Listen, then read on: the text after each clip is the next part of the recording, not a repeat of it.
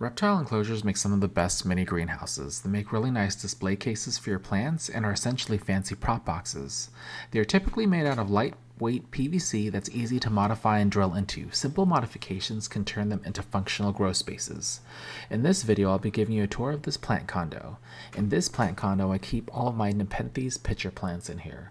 Looking at these plants now, I realize that it's an absolute jungle in here, overgrown with a lot of volunteer ferns. You can see all the dried out pitchers. It's an absolute mess.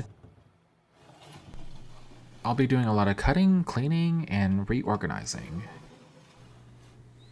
But first, let's check out some of the specs. This enclosure measures 2 feet wide, 4 feet long, and 2 feet tall. It of course has front sliding glass doors, which I love.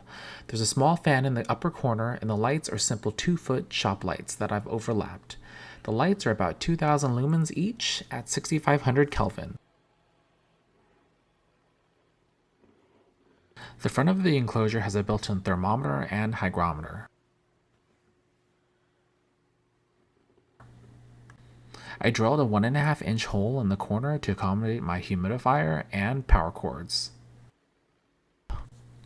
Here on the bottom you can see all my timers. I have 2 timers and also an Inkbird humidity controller.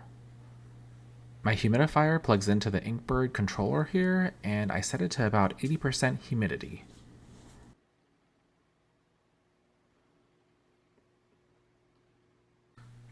I'll start by removing the glass.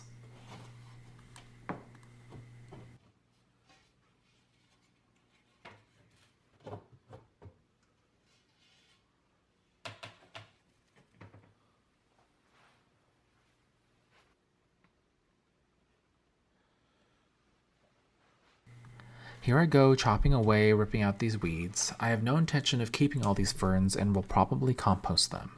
I grow my Nepenthes primarily in a 50-50 peat perlite mix. I also have some plants in a 50-50 sphagnum moss and perlite mix.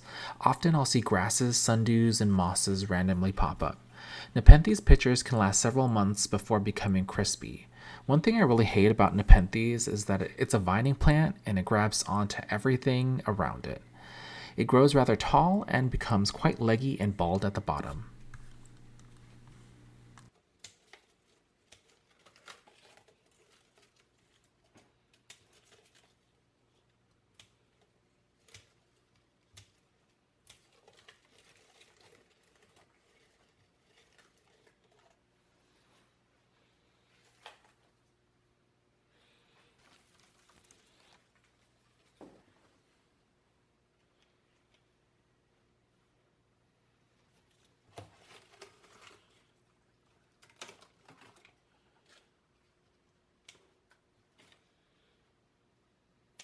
It took me several hours to clear all these dead leaves.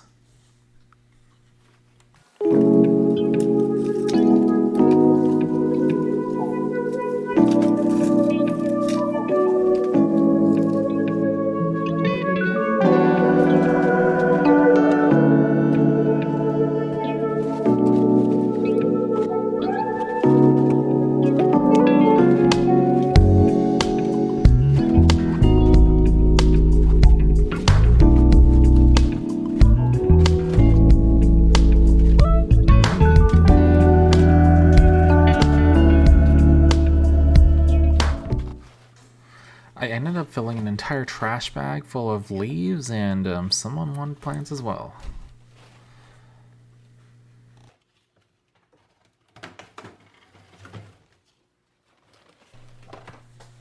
I have some of the smaller plants elevated on these wire kitchen organizers. It helps them reach the light and grow better.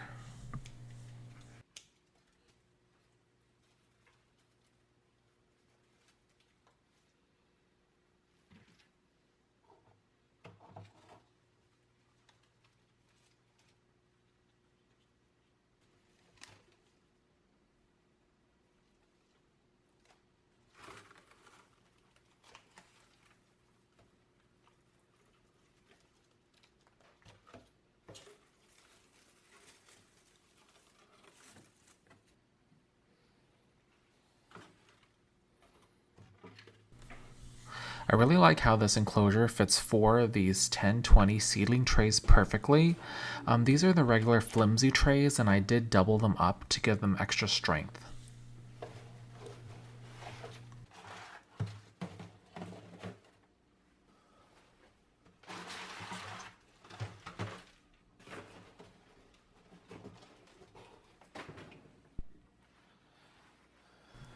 The original walls of this reptile enclosure were black, so I added white plastic signboards. I cut them out to size, and then I glued them to the back to help reflect the light. There was a lot of kicked on dirt in the back and mildew, so I scrubbed them all off.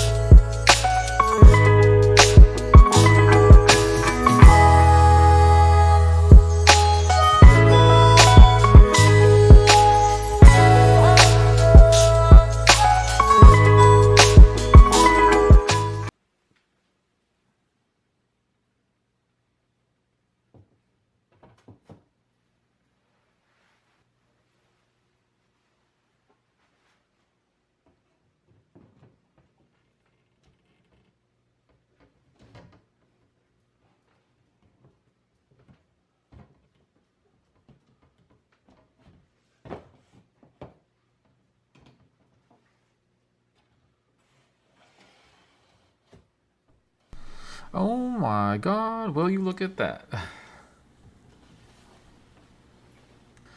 I honestly cannot believe how much better everything looks. There's so much more airflow between the plants, and now light can reach the smaller plants at the bottom.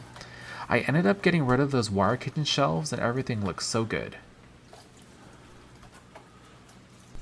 Now, time to water everything in. I modified a pump sprayer by cutting off the tip. It really allows me to move around and direct that water without disturbing the plants too much. It's RO water, of course.